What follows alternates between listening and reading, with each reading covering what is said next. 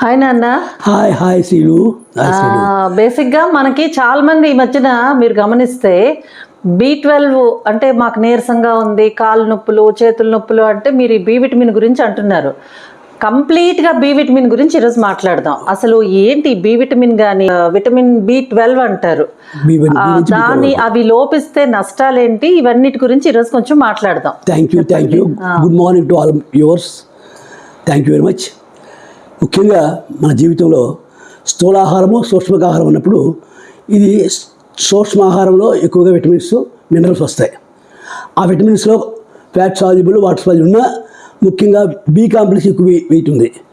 B అంటే B1 నుంచి B12 వరకు ఎక్కువగా 2-3 మధ్యలో వదిలేసిన ఇక తీస్తారు, మిగతావన్నీ పనిచేస్తున్నాయి.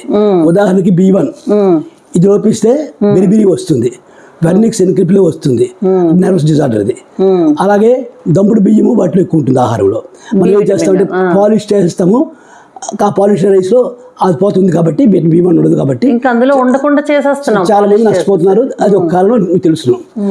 నెక్స్ట్ B1 తర్వాత బి కాంప్లెక్స్ లో అంటారు, పేరుకి కాంప్లెక్స్ అంటే ఎక్కువ ఉన్నాయి కాబట్టి.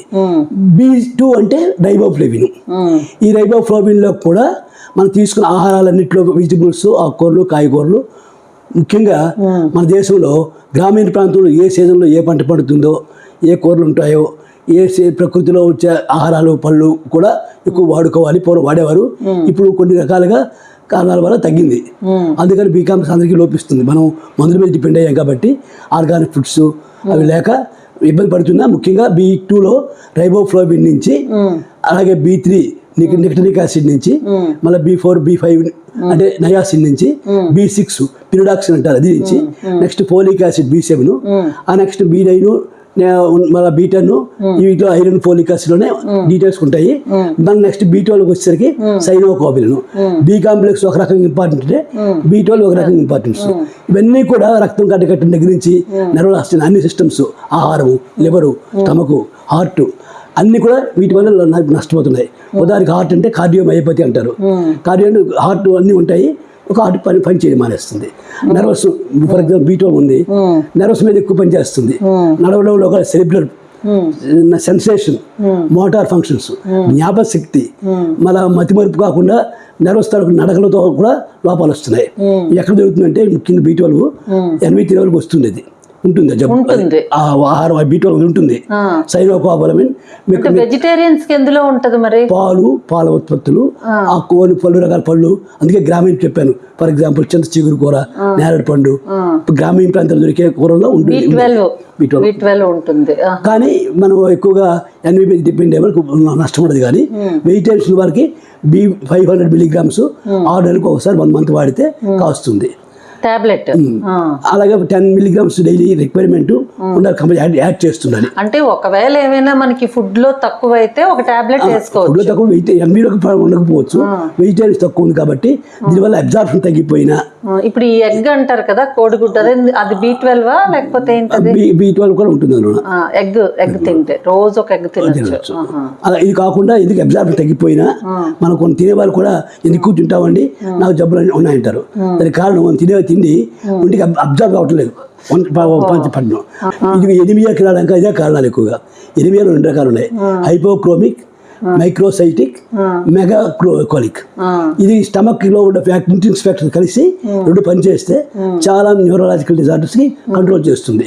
B12 చాలా ఇంపార్టెన్స్ ఉన్నాయి. ఈలోగా బి కాంప్లెక్స్కి వద్దాము. B1 చెప్పాను కదా, రైబోఫ్లేవిన్ వల్ల నాలిక పొక్కులు 3 రోజులు అడుగుతారు, నాలుగు దుర్వాసన వస్తుందండి, నాలుగు పొక్కులండి, నోట్లో పొక్కులండి, అంగటి పొక్కులు అంటారు. అన్ని రకాల పొక్కులు ప్రాంతం ఎక్కడ వచ్చినా బి కాంప్లెక్స్ మెయిన్ ఆ లోపం వల్ల వస్తుంది. యాంగులర్ స్టమటైటిస్, కొరికేస్తాయంటారు, పెదాలకి పొక్కులు అయిపోతాయి, అల్సర్స్ వచ్చాయంటారు. ఇవన్నీ కూడా ముఖ్యంగా అందుకే ప్రతి వారికి ముందు బీకాల్ వాడని చెప్తాను. ఆహారం ఇంప్రూవ్ చేసిన ఏం లేదు ఈ బీకాల్. అలాగే నైసిన్ అంటే నికోటినిక్ యాసిడ్, మన సిగరెట్ అంటాం చూసారా, ఈ నైసిన్ వాడితే 3 రకాల పెలగ్రా అంటే చర్మం పడిసి పారిపోతుంది, డెర్మటైటిస్ ఇంకా చర్మం ఇన్ఫెక్షన్ వచ్చేస్తుంది, డయేరియా ఇది వాడితే విరోచనం వచ్చేస్తుంది లేకపోతే. సో అంత ఇంపార్టెంట్, ఎంత ముఖ్యం తెలుసు మీకు. అలాగే పెళ్ళగ్ర తర్వాత ప్యాంటాథెనిక్ యాసిడ్ ఉంటుంది. ప్యాంటాథెనిక్ యాసిడ్ అంటే నాకు కాలు తిమ్ముళ్ళు వస్తాయండి, దద్దుల్లో వస్తాయండి, ఇవన్నీ బి విటమిన్ లోపిస్తే వచ్చేవి ప్యాంట్ దగ్గరికి వస్తుంది. అలాగే B12 ముఖ్యంగా లేడీస్ కి వేవులు అంటారు, B6 ఉంటుంది పిరిడాక్సిన్, అది లోపిస్తే వాంతులు వేవుళ్ళు రకరకాల మోషన్ సిక్నెస్, చాలా మంది ఆ ప్రయాణం పడదండి అంటారు. వాళ్ళకి B6 లోపిస్తే జెనెటిక్ కొంత ఉన్నా ఎక్కువ B7 ఆహారం తీసుకుంటే కొంత కాస్త కొంతవరకు వాటి మందుల గురించి చెప్తాం. మోషన్ సిక్నెస్ కి మెట్లోప్రామ్ వాడండి, ఓండెం వాడండి అని చెప్తాం, కానీ అది B6. అలాగే ఐరన్ ఫోలిక్ యాసిడ్ చెప్పారే, ఈ రెండు కూడా ఇందులోకి వస్తాయి. అది ప్రెగ్నెంట్ లేడీస్కి ముఖ్యంగా ఎంబ్రియానిక్ డిఫెక్ట్స్ అన్ని వచ్చేస్తాయి. పురుడు సరిగా అవ్వదు, మెటర్నల్ మార్టాలిటీ, చిన్నపిల్లల మార్టాలిటీ. అందుకే ప్రెగ్నెన్సీ అప్పుడు కంపల్సరీగా రాస్తారు కదా, ఐరన్ ఇవన్నీ ఫోలిక్ రాస్తారు. యాసిడ్ అందుకే ప్రెగ్నెంట్ మెడిసిన్ ఫుడ్ బాగా తిన్నా కూడా రాస్తారు. అయిపోయింది. అలాగే B9 ఫోలిక్ యాసిడ్, వీటితో పాటు కాల్షియం ఇవన్నీ ఉన్నప్పుడు ముఖ్యంగా హార్ట్, లంగ్స్, బ్లడ్ బ్రూసిస్ ఎక్కువ దెబ్బలు అవుతాయి. కొంతమందికి వెంటనే రక్తం ఊరు కట్టేస్తుంటుంది.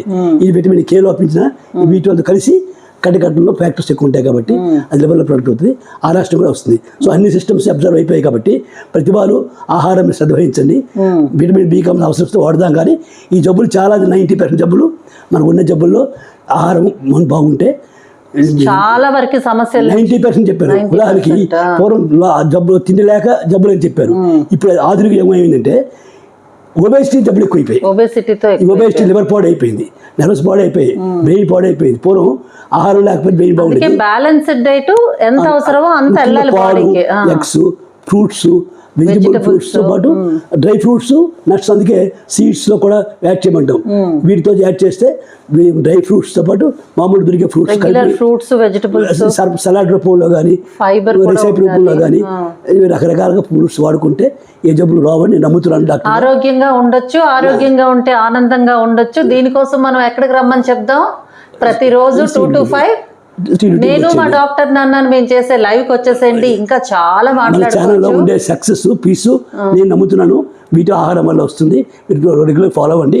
డౌట్స్ కూడా రోజు 2 to 5లో మీరు క్వశ్చన్స్ వేయండి, సమాధానం చెప్తాం. చక్కగా మాట్లాడుకుందాం ఒక 3 గంటల పాటు. థ్యాంక్ యూ నాన్న, thank you so much. Thank to all my viewers. Bye.